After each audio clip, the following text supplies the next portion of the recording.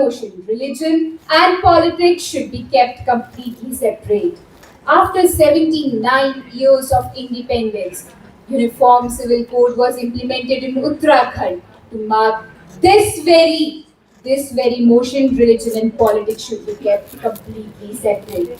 Today, world is running faster than reflection in every policy, every stroke and every step we take is a stroke to the picture we paint for tomorrow. I will be presenting why religion and politics should be kept completely separate because the main agendas are being overshadowed and politics is being taken. India is a secular nation. 42nd Amendment Act added the word secular to the preamble of the Constitution.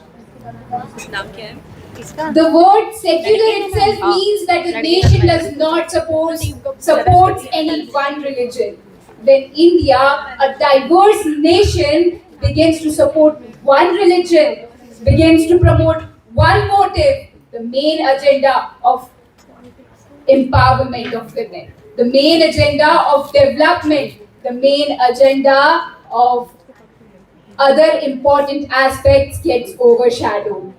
Let me bring you the notice that Uniform Civil Code, now implemented in Uttarakhand after 79 years, has ensured that women, even in the villages, even those who are not aware about their rights, irrespective of their religion, will now be given equality. When the judges there were personal laws like Muslim law and Hindu law, judges used to have different books to refer to one divorce case. When the person is one, when the human is one, when the biology doesn't differentiate, then why should the religion and why should politics they intervene? Now my opponents might say that the politics, that UCC was a political agenda. I completely disagree with them because UCC was implemented for those marginalized sections, for those discriminated sections who were